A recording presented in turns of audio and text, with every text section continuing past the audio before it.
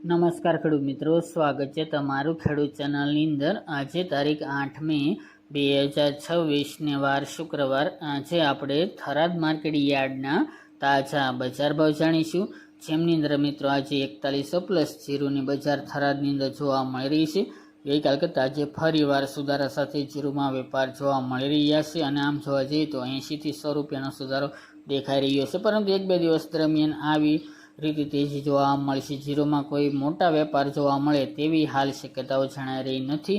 જ્યારે રાયડો હોય, બાજરી, વરિયાળીમાં પણ ભાવ સ્થિર જોવા મળી રહ્યા છે અને વધઘટ સાથે વેપાર તેમાં પણ જોવા મળી રહ્યો છે। તો ચાલો ખેડૂત મિત્રો આપણે જાણી લઈએ કે આજે રાયડો, જીરું અને અજમાના ભાવ શું ચાલી રહ્યા હતા।